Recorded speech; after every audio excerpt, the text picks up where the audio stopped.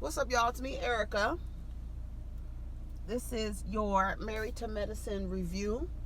Hope everybody had a good weekend. It's getting darker and darker in the morning time, everyone. So the Married to Medicine review. I was just listening to Amanda Seales on The Breakfast Club. And she said something that stuck out to me. I was like, okay, Amanda. I like to listen to Amanda Seales. I think she's actually very, very smart. But she's someone, I don't know what her rising sign is. She's probably a fire sign because she is a Cancer. But she has a lot of energy that could be like, that's the reason why she calls her book and her podcast Small Doses, because people can only take her truth in small doses. But she said something that I was like, okay, Amanda, I understand what you're saying. And I noticed that it happens a lot, and within our community, on whether you're in the community on YouTube, on Twitter, on the Black community, whatever. She made this statement. Let me see if I'm like, I didn't eat a baby. Okay, here. Fuck you, which is like, this is my way of love. But we live in an era where there's just a wild obsession with creating conflict versus quelling it. Yes. And that really stuck out to me, because I feel like even with the stuff that goes on within YouTube, I feel like a lot of people who first are observers of the content of the creator, then they feel a connection to the creator of the content. But then the content creator starts to engage with the observers, and because the content creator is so relatable, there are always going to be some people who dislike the content creator and who like the content creator and who support the content creator. And then you have some people who just don't like the person's personality. And then what happens is they start hate watching. And then they start to create conflict amongst the observers and the content creator. Then the observer turns into a content creator because they have the fuel and the energy of the hatred or dislike or how they feel towards another person. And so that fuel of disdain that they have fuels their creation of a channel. Then they start creating content where all of their content is about conflict. And when all of your content is about conflict, you either have to look for it, you have to start it, you have to jump in it, but what you have to do is make sure that it continues, because that's the fuel that motivated you to become a content creator. And what happens is you have to continue to create conflict, because you don't have anything else to talk about but conflict. As such, in the shows that we watch, in the reality shows that we watch, or some of us watch, the drama is the conflict. The issues or the entertainment is the conflict. And we are entertained by conflict. And we are entertained by, I like to watch conflict, but I also want to watch how the person resolves, how they navigate through the conflict. So I thought that was something, that's something that stuck out to me that she said. And let me know what y'all think. I just think that a lot of us get into the groove of creating conflict. Not a lot of us, because I really don't I'm not one, I tell y'all this, I've told y'all this before, I'm not a investigative reporter. I comment, I'm a commentary. So don't look for me, but I'm one who also likes to commentary on things that I have researched myself. However, you will never get any breaking news from me, goddammit. Never. I'm not that. I'd like to more talk about the shit.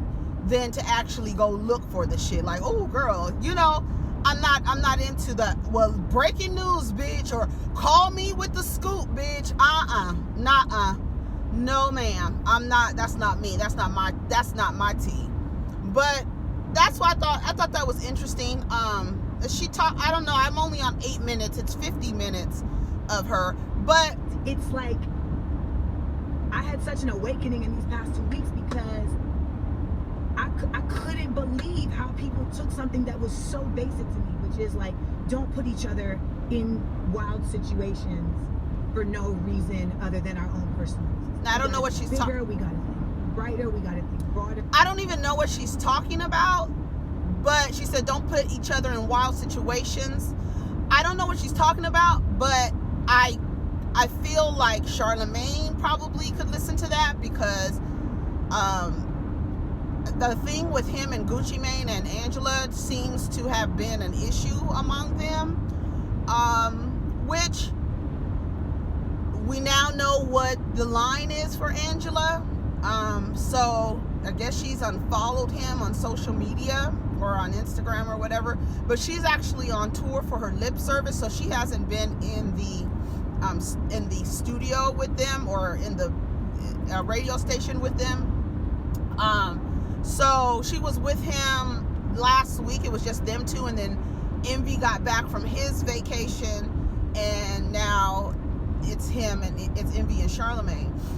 But when she said that don't put people in fucked up situations, I felt like, but what happens is a lot of the times, like the relationship that Angela and Envy and DJ Envy and Charlemagne and Angela and Envy have, what they present to us is a lot. So it's very they joke a lot, they crack jokes. A lot of their jokes are inappropriate, and sometimes each other is the butt of the joke. Do you understand? But I think we're in a time now where Angela is like, listen, I don't want to be associated with this man. I don't want to be connected to this man in any way. I have a platform to, to talk about this situation. And now, my co-star went and interviewed. The guy said some shit about me, and Charlemagne didn't stop him or defend her or anything like that. But as the interviewer, to make sure that you get the rest of the story, that the person remains open to you, I don't know if that would have been the right moment to correct Gucci while he was talking about Angela. That was like, to me, that would have been a dilemma I felt like that would have been a dilemma. You know what I mean? Anyways, so let's get to Married to Medicine. Let me see what else she says real quick. And it turned into like, fuck her, she's a bitch. And it's like, where y'all even getting this from? Like, I'm a bitch because I say something that makes you uncomfortable? Like, I didn't eat a baby, I didn't fuck your man, I didn't shit on your mother. Like, I don't niggas is really eating babies? I'm just saying. Shut up, Charlemagne. Shut the fuck up. Anyways, so I'll watch the rest of Amanda's show on this episode. I'll watch it later. So let's talk about Married to Medicine. Let me get down to my tweets about Married to Medicine. Ocho Cinco wanted me. Ocho Cinco wanted me. Oh, before we talk about Married to Medicine, did y'all watch Teresa and Joe's Watch What Happens Live special? That was a mess. I'm just gonna give a quick synopsis. Basically, he's been deported. Everybody knows the story of Joe and Teresa Giudice, so I don't need to explain the story. But at the end of the day, that bitch went to jail for that man. She signed some papers. You know what? I think I might need to talk about this as a whole video, because I have a lot to say about Joe and Teresa. I cannot stand Teresa Giudice. Like, I cannot stand. I cannot stand her. I just don't like her. Her whole vibe is just like, like acting dumb, and then also being dumb, and then less than smart. I don't like to call her, she's dumb, but yeah.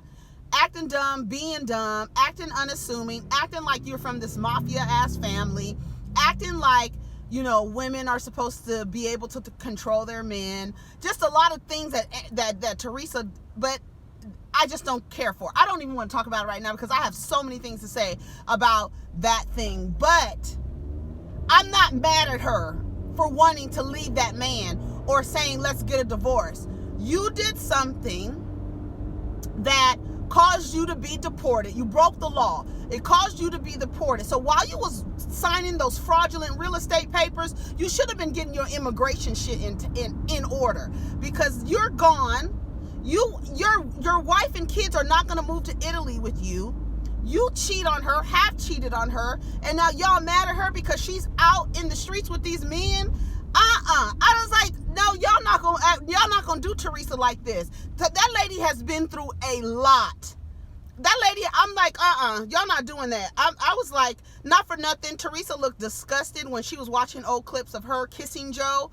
She really looked like she was disgusted, and she seems like she's very aware of the decision that she's making, and it seems like she's okay. Like, there's no emotion there. She hasn't seen this man or touched this man in 4 years. If it were the other way around, he would probably have another kid by now. And he's in Italy. She's like, I'm not gonna be in a marriage with somebody who lives in a different country around the world. We need to get a divorce. Let that man live his life. Let her live her life. She has a newfound independence. Let her do it. She has this show. She has her other ventures. This season, the way that they're making it seem like Teresa is like doing something wrong for hanging out with other men. No, your husband went to jail for 4 years and was deported to Italy. If y'all see me in the streets with a man, you don't have nothing to say about it. Don't say shit about it. And don't act like you guys all these morals now. Because when he was around cheating on her, nobody give a damn. Everybody was like, okay, well, Teresa, and she acted like she didn't know, but last night she was like, I know he's cheated on me. Like that. That's what I'm saying. Like, acting like you dumb, but not really being dumb. You know what I'm saying? It's hot. Whew. Anyways, so let me turn this heater down. God damn. Anyways, so what happened? I need to take this scarf off too. Everything is just hot. I'm hot. Anyways, I just got hot talking about that. Let's talk about Married to Medicine. So they start off, this is episode 8 of season 7. They start off with Quad's book tour. She has a cookbook out. Let me see. I don't know where my tweets are. Oh, here they go.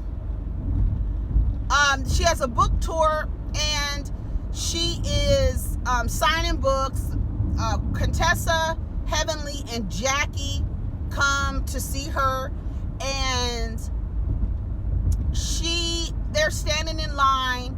Heavenly seems to believe that because they are her cast members and friends, that they should be put to the line before the people who are actually supporting her, which I thought was very unreasonable. I don't know who you think you are to where you have to be put in front of the line.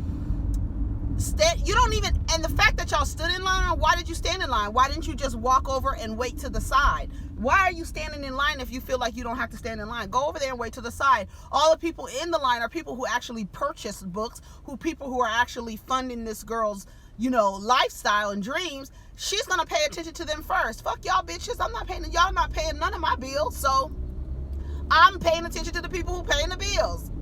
Heavenly, you gonna have to stand in line or stand off to the side.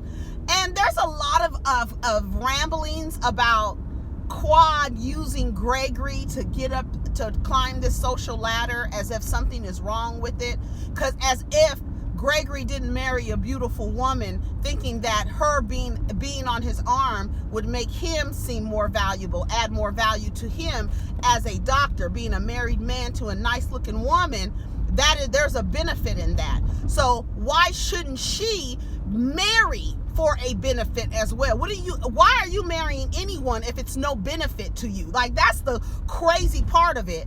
Oh, Quad is using Greg. So the fuck what? Turns out that he deserved to be used. You cheating on folks? You taking people up to your room? You're publicly embarrassing the person that you married. If she did use him, and you guys keep asking me to talk about this thing about women marrying up. I have no problem with it. No one should be getting married, honey.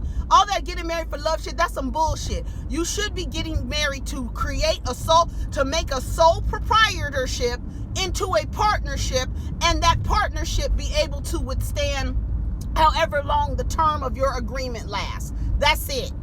Now, if she used him to climb up the social ladder, I see Quad at the top of the ladder waving with her book and her television show, because if she didn't have the substance, she wouldn't be able to maintain what she has used Greg for. So she obviously has some talent. And if she used the nigga by marrying him and used it to get herself into a community, because she was a pharmacy tech, I don't see anything, not a pharmacy tech, a pharmaceutical sales rep. So if she did climb her way into a position and married, I don't see nothing wrong with it. So this idea that somehow Quad is used Gregory, who cares? These men use these women all the time. What do you think? Why do you think Aiden married Mariah? Why? When every single woman on that show is driven as hell, what do you think he married her for? Why? What do you think he married? She's a beautiful woman. He talks about how beautiful she is all the time. So if a woman is marrying, if the value of a woman it's in her looks, that makes her valuable, how she presents herself, then a man and his money, because none of them men, if they didn't have money or degrees, nobody would look at Gregory. Nobody would look, well, somebody would, but nobody like Quad. Nobody would look at Gregory. Nobody would look at Damon. Nobody would look at these men if they didn't have success. So why shouldn't a woman look for a man to attach herself to who is successful? I don't understand what the rationale behind, honey,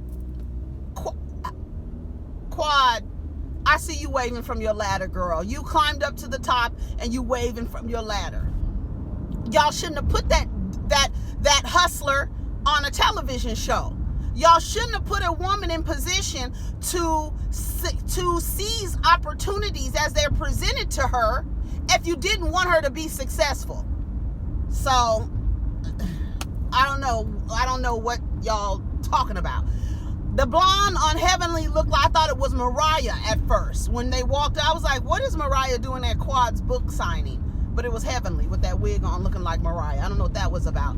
But it was so funny how they showed that clip of Mariah saying chariot instead of, what'd she say? Chariot instead of chariot.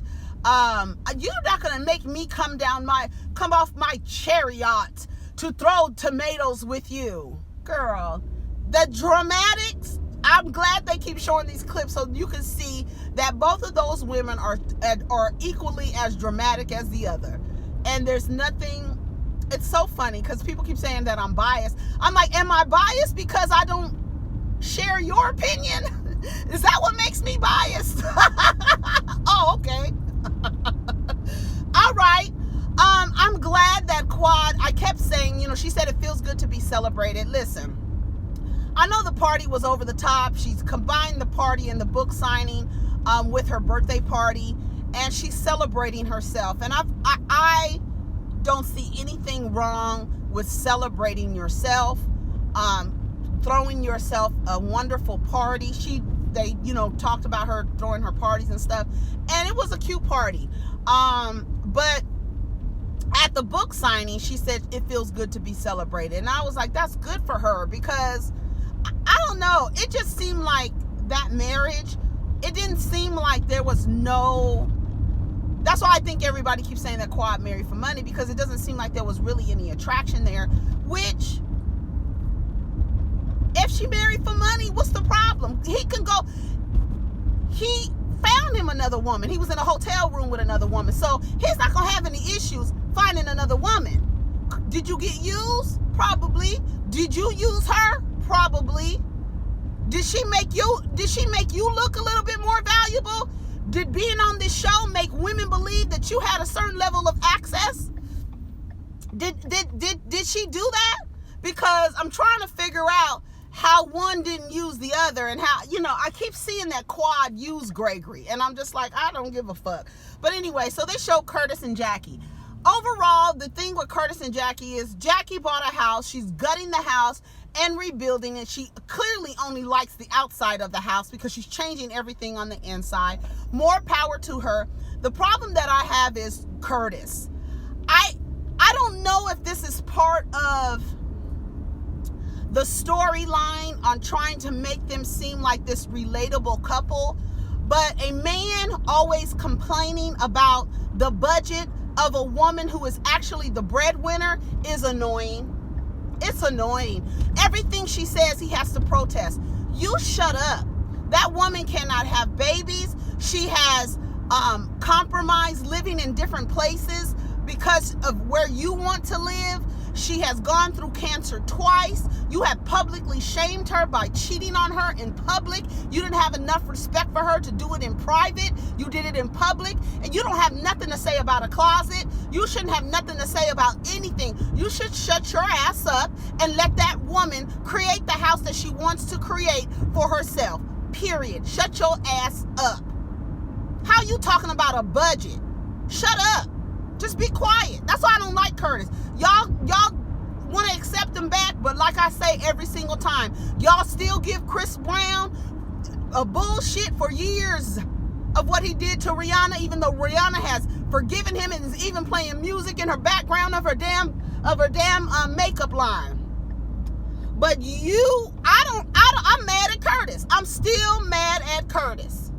And she forgiven him, but I don't like his arrogant ass. There's nothing, I don't like him. Even like when he went to the party, he was like, there's another man over there taller than me. I don't feel comfortable. Girl, go sit down then. Go sit down somewhere. I don't like Curtis. Curtis shouldn't have nothing to say about Jackie. Nothing. She could spend all the money. She keeps saying there's no budget. There is no budget. Shut your ass up. Shut up. Shut up. Shut up. I can't stand Curtis. Just be quiet. So she's spending about $300,000, and in Georgia, honey, you can build you another house for $300,000, but I digress. Contessa's father comes to visit. Contessa, all I said about Contessa was basically, Contessa, you should not have quit school if you are going to consistently play the victim martyr role with Scott. You quit abruptly. You didn't speak to him about the situation. He didn't speak to you about, the anticipation of the actual being a single father role. He can't do it. He clearly can't do it. But you quit. You didn't talk to him about it. You didn't talk about changing programs or anything like that.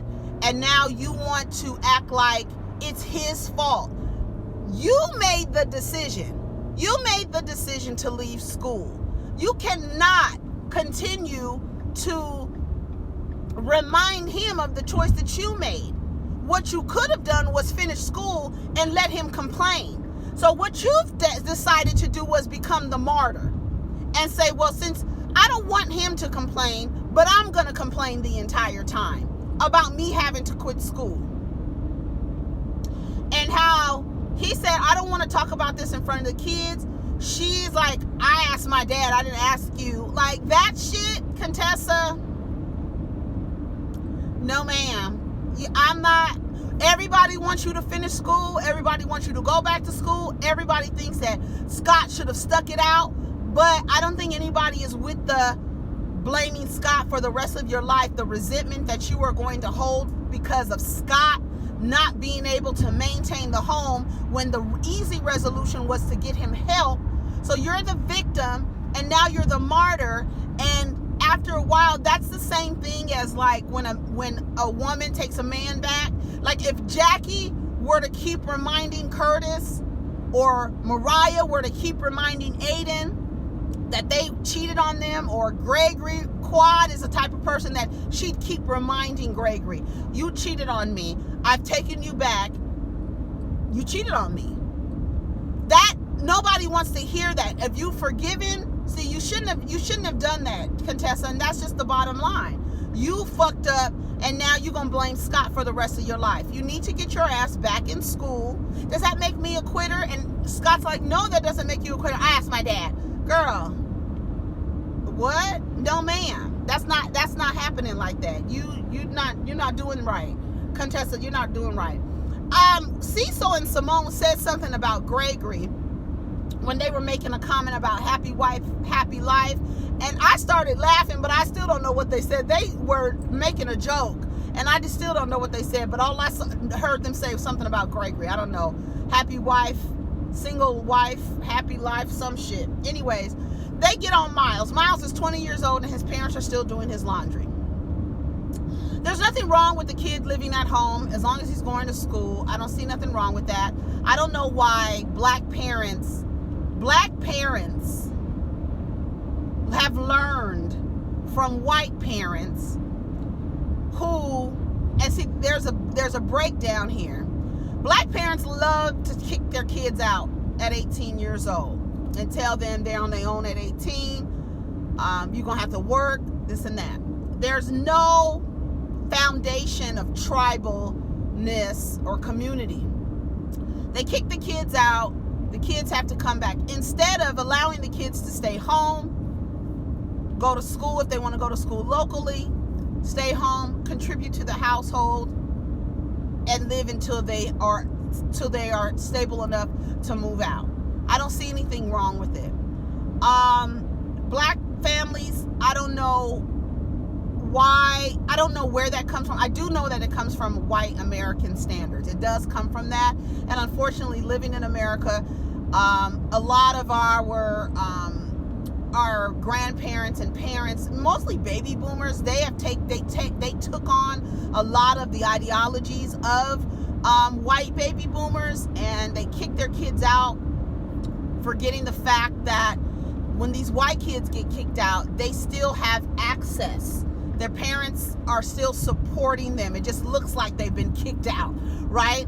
And so when you take that ideology and kick your kids out and don't fully, do the thing the way that you only do partial of what you've been seeing. You've only taken on that characteristic partially. So your kids leave, and now they're struggling, and you're telling them why can't they take care of themselves and all this other stuff. I know I went off on a tangent. Anyways, the boy should not be 20 years old not doing his own laundry. I did say on a couple episodes ago that Simone could have hired a housekeeper to help clean her house, but she looks like she was depending on the boys to clean the house. But I don't know how dependent they would be if Cecil is still doing Miles' laundry. How are you expecting them to clean up when you guys are still doing their chores for them? Does that make sense what I'm saying? Anyways, I said I wonder if Quad is a Leo rising because she doesn't do anything. She doesn't do anything to people. It's more so that her personality is overwhelming. A lot of energy it takes. I was just noticing her walking around her party and just, oh my God, this has to be right and this has to be right. But she is also a Taurus, and Tauruses are about their food. They're about their luxury. And, it's like wanting to sit in a bed with 15 pillows with people waving, feathers over you while you're being fed. That's like the ultimate Taurus thing. Luxury, food, and relaxation. Somewhere where they can take a nap. So that's Quad, what she's giving us. But she's very, I can imagine it takes a lot of energy to be around her. And that's why I said it's a lot when her and Mariah are together, because they both expel the same type of energy and both require the same amount of energy to be around them. More so, I think that Quad is probably a little bit more tolerable than Mariah is.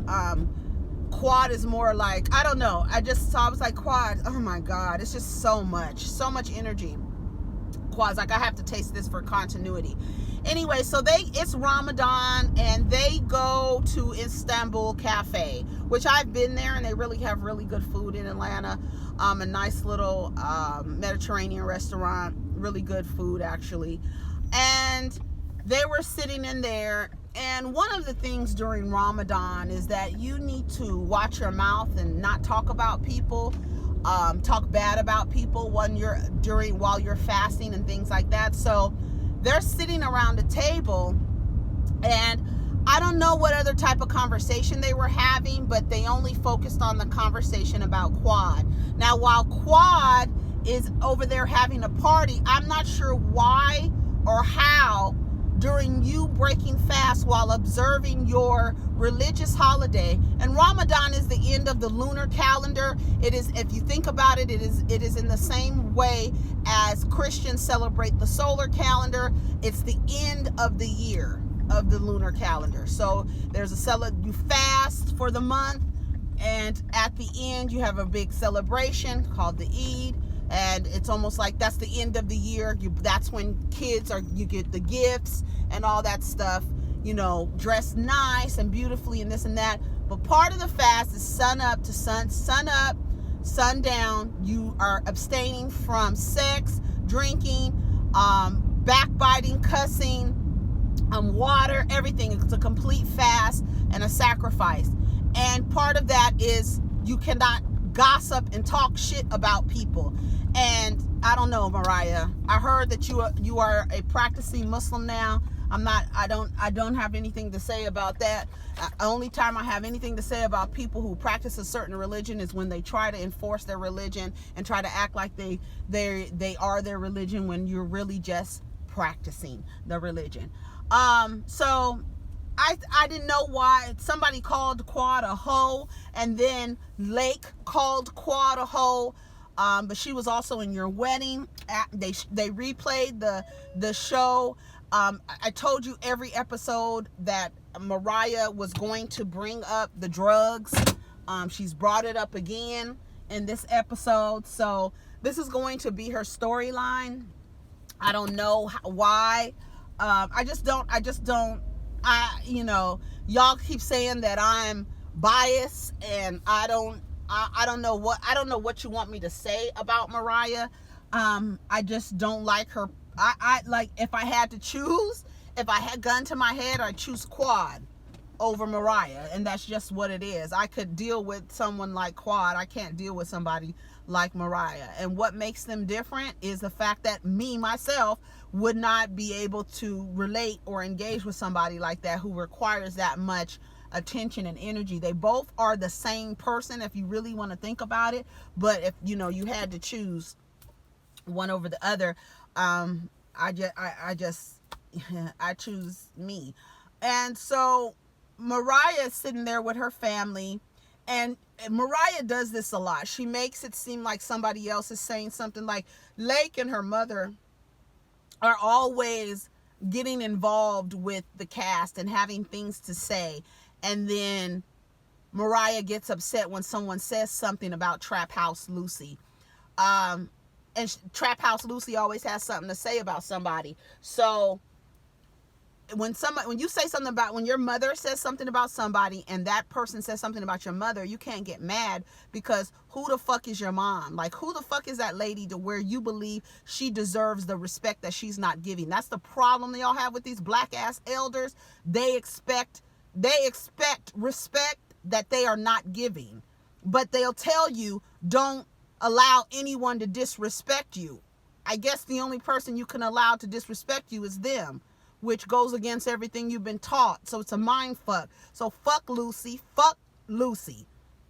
And if anybody says anything about Lucy and Lucy says something about them, it's free game. So you can't say, like, the same thing with the husbands. If the husband has an opinion about somebody on the cast and the cast member says something to the husband, what's the problem? You had an opinion. You had an opinion about me or something that I did, and I can't say or address it. That's craziness. That's crazy as fuck. Doesn't even make any sense.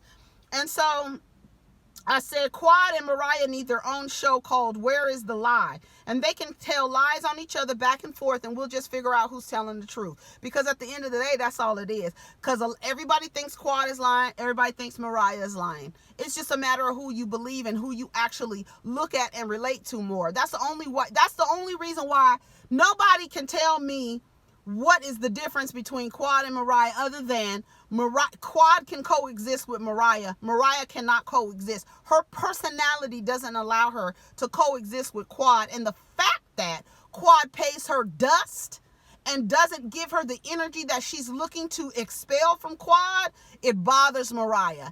And so she has to bring it up because Quad, the name Quad, brings a certain level of energy into her space that she continues to have to feed off of that energy. Call her name, say her name, talk about her. That energy of her is now around, and now you feel like your mama can say something, your sister can say something. But here we have seen Quad in several scenes, and she never talks. She never brings Mariah up.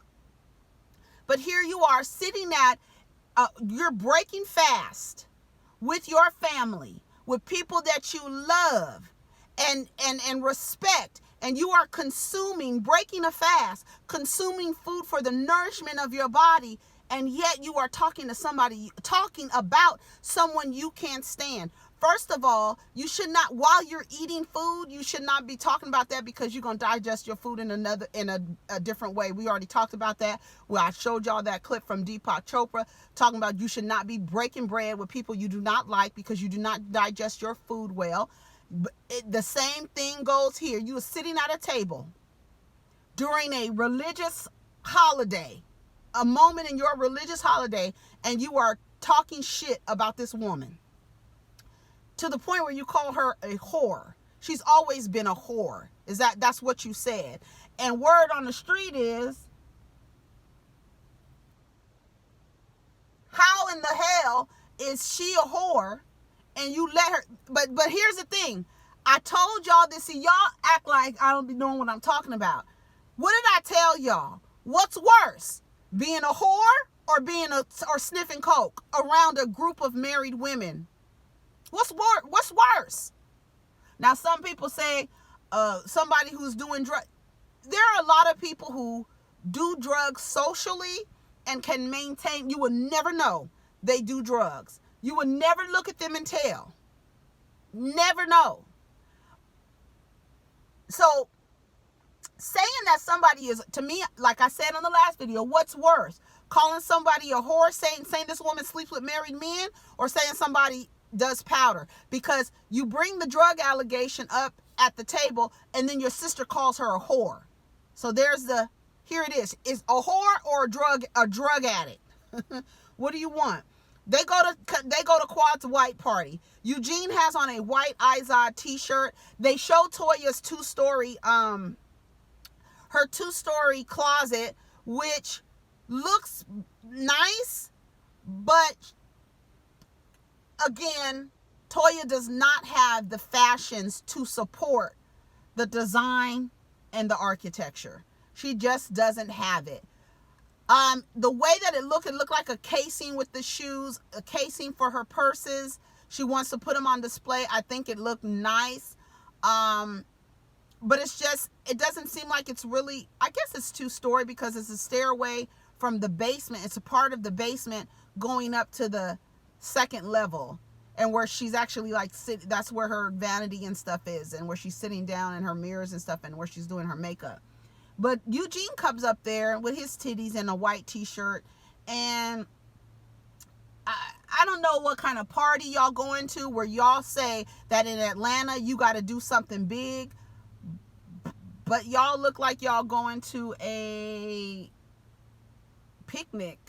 You don't look like you're going to a party at night, a birthday party and book signing. You have on literally a white Izod t-shirt. Like literally. Damon came in there with a white t-shirt on. Some of the men had the button-up shirt. I'm like, why are y'all coming in here with t-shirts? But anyway. Mariah acts like she doesn't want them to choose sides, and in the next breath, she says she wants them to choose the right side. So you obviously think you're the right side, but you don't want people to choose sides? Shut the fuck up. She wants a level of respect that the women aren't willing to extend to her, and can you blame them? I just said, why are they talking about Quad at their dinner? Quad did a nice party for her birthday. Quad starts giving a toast about, she changes her clothes. She's extra, and that's who she is. And that's one of that's what makes it endearing, but for some people it's obnoxious. You understand? So some people might like that shit and some people might feel it's obnoxious. I'm in the middle. I can only deal with it for so long. So she goes and she changes her clothes. She comes out. She's on the microphone. She starts talking. And she starts giving the women of the Sister Circle cast, co-hosts, all of these props. And she starts talking about how she didn't have faith in friendship. She was losing faith in friendships until she met them. And even I was sitting there like, bitch, that's tacky as fuck. Now, that's another trait. She's not going to always say it the right way.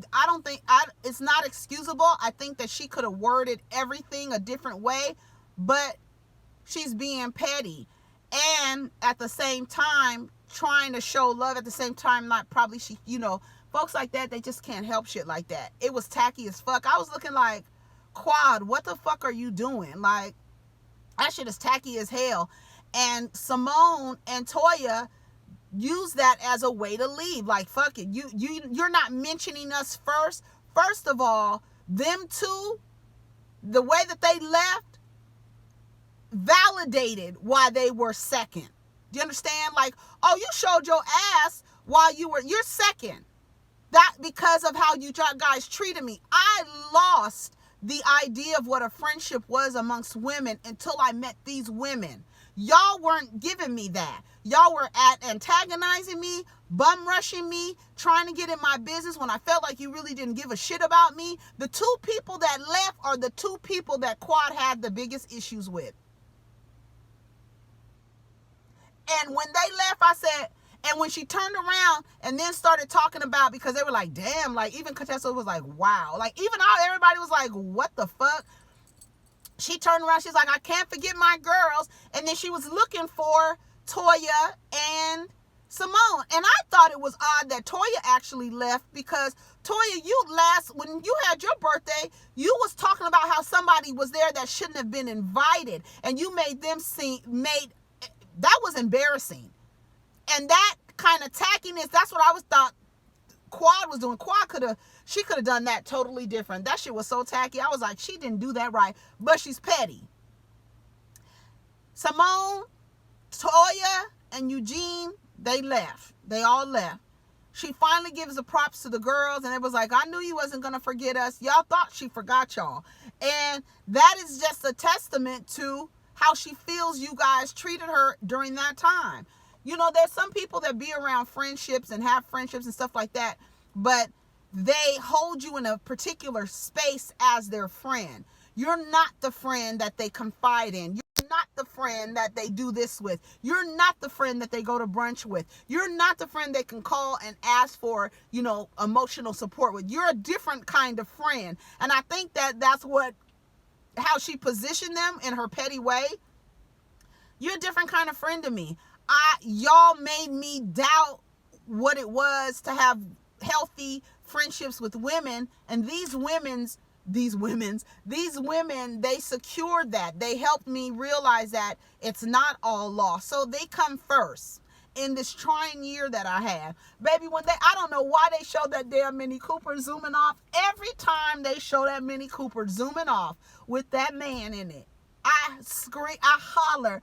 So why do they do that every time? Because I thought, like, when me and Nate think that shit is so funny. And I thought I was the only one who thought it was funny. But I see that everybody thinks it's funny because they keep showing that damn Mini Cooper zooming away. That shit is so funny to me. Toya says Virginia. Do you guys know people who say that? I know some people who say Virginia. Vagina is what it is. Toya asked where Mariah was. You know where the fuck she is. See, Toya... That's why I'd be like, Toya, I used to, like, first couple seasons, I liked Toya. I don't like Toya. I do not like Toya. I think I don't like her. I don't like Toya. Did Simone just say Cecil can't eat her out and then kiss her and OBGYN? Anyway, Damon told Quad, like, this is the extraness that is, like, obnoxious. You have a card delivered to your birthday party as a birthday gift to yourself, but you act surprised? Quad, girl. That's the shit I'm talking about. Like, that's the shit I'm like, Girl, shut up. Like, you know what I'm saying? Like, you're not, how can you be surprised? Somebody had to tell them to deliver the car. Deliver this car here at this time. This is your party. You have so much control over it that you didn't know it was going to be delivered that night. Quad, shut up. Nobody believes you. That's the extra bullshit that we talking about that we find obnoxious. At least me. That's what I find obnoxious. But the party was cute. It looked cute. They showed the like a season, what's coming up this season. So it looks like it's going to be very interesting, an interesting season. Overall, this was an okay episode. Nothing was really bad about it. I just want to make sure I didn't forget anything. I think I covered everything. Yeah. Quad did a nice job for her party. I said, look how they flow at the party without Mariah. It's like no tension. You shouldn't, it just, Toya mentioning why Mariah wasn't there. You know why she was there. That kind of shit, because you were just at your house talking about that Mariah wasn't invited, so you didn't know whether to support Quad or not. Which, the rationale, because Quad has never done anything to you, Toya, but not tell you her business, and you have a problem with that because you feel like you're entitled to her business because you're her friend, but you keep showing that you're not the kind of friend that that she should actually confide in and share with you the things that she's going through. Just like you sat at that table in Savannah and passive aggressively, in a passive way, asked her what's going on with her divorce, and she had to say, well, do you really want to know? Because the way that you framed it was, I should be able to ask my friends any questions like, what's going on with your divorce? Now you at her party asking, where's Mariah? Where the fuck would Mariah be? That's not her friend. Why would she be there? And why would you think that she had to be there, or that you had to make a choice? That's the reason why y'all came second in the toast. That's the reason why you left so easily. It was easy for you to leave because you wanted to be first. You feel like you should be first, Aries. You feel like you should be first. You feel like you should be acknowledged first. You feel like you should have information first. You feel like all these things, but yet and still, you're not really that supportive. So people see you and you're upset because people are treating you the way that they should treat you. And you have an idea of how you want to be treated, but you have not proved to be treated in another way than how you're being treated by Quad. You right where you're supposed to be. Go support Mariah because you need the job. Quad doesn't. Quad married, might have used her husband for marriage, but she married. She got a cookbook. She got a show. What are you doing, bitch? Oh, you got a children's book out. We know that. Toya got a children's book out, y'all. What else? All right. So you need Mariah. You need Eugene. Clearly, Quad has shown you other two housewife bitches. I don't need to be a housewife. If I use this man to climb up the ladder, so what, bitch? Do the same. Y'all have a wonderful day. Take care of each other and protect your energy. Peace.